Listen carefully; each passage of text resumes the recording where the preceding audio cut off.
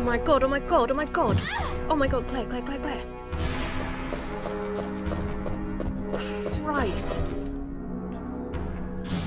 Does he follow?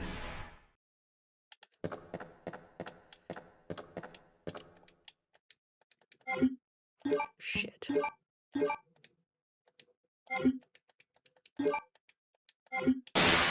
Oh my god!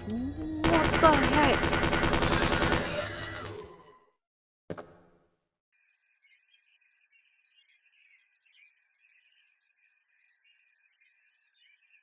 Resident Evil 2 Remake is my favourite horror game of all time. I recently went back to clean up all the achievements, and as I was playing, a thought struck me. I have never experienced the original.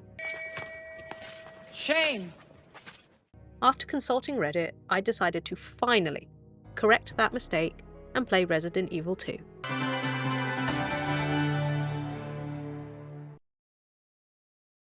Resident Evil 2. Resident Evil 2 features a dual protagonist system where you can choose between two different campaigns, rookie cop Leon Kennedy or Claire Redfield, the sister of Chris from the original. Their stories are intertwined together, but depending on whose you choose, there'll be different locations and items to find. Completing the campaign on either character will then unlock a B-side story for the other that differs from if you'd picked them in the first place. Leon's A pairs with Claire's B, and vice versa.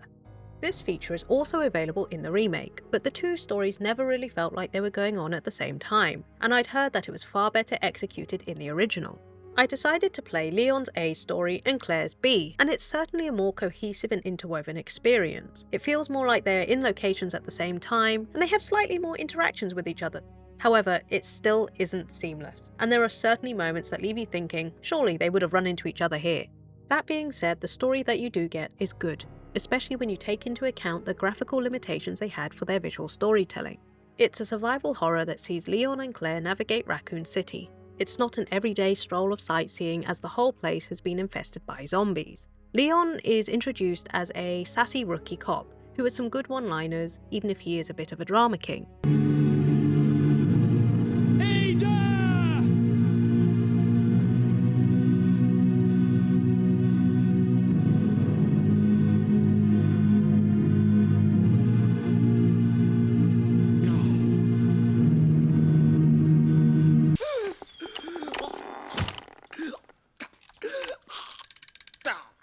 And Claire as a badass who takes on the responsibility of looking after a child, even though she herself is barely an adult. I found myself reading a lot more of the documents as well this time around, and I became more immersed in the plot and the greater narrative outside of the two main characters. I also ended up making notes and writing down pieces of information that I thought would be helpful. The remake never really had me doing those things. I was more focused on, I guess, on what I was looking at.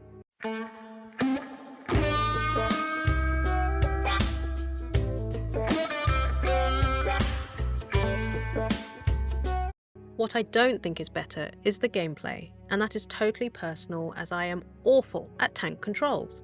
By the time I was old enough to get into gaming, tank controls had pretty much been phased out and replaced with what we now know. Learning tank controls was like a gaming brain reset for me. In theory, tank controls are really simple. Up means forward, down means backwards, left, and right. However, with the fixed camera angle, I found myself constantly going the wrong way, walking confidently into walls, changing my aim rather than position, and just being unable to navigate to any degree of competency. So, how did I manage to make it to the end of both stories? Well, in the GOG version of the game, there is a mode called Arrange Mode. This is a buffed up version of Rookie Mode that allows you to start with the submachine gun with infinite ammo, as well as having the minigun and the rocket launcher. The submachine gun was an absolute lifesaver for me. Some may think that this is cheating and takes away from the real experience, but I genuinely don't think I would have made it if it wasn't for this game mode, and that's because I was struggling so much with the movement.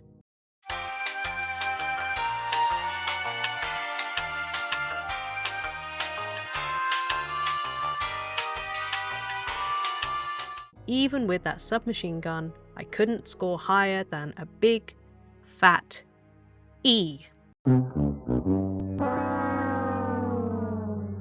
And there I was, thinking that I'd finally got the hang of it by the end of Claire's run.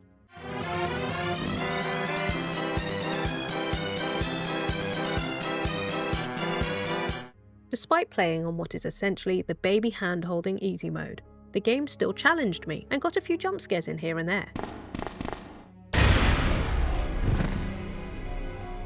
Mr. X only showing up in the B scenarios was a complete surprise for me. I was waiting for him by the helicopter during Leon's first run, fully expecting him to appear behind it. But no dice. At first, I thought the fact that he didn't constantly follow you would diminish the fear factor, but actually, I think him having designated locations that he just spawns in is very effective first time. It's actually incredible how the atmosphere music can really give off an air of horror when your eyes are looking at literal blocks. The sound design is amazing. It knows when to add the music and when to just have the sound of feet pattering across the floor, only to hear that something else is in the room with you.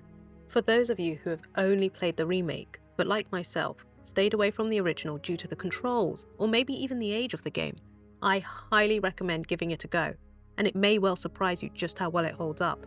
I really enjoyed my time with the game, so much so that I am determined to beat Claire A and Leon B on normal mode and master these damn tank controls.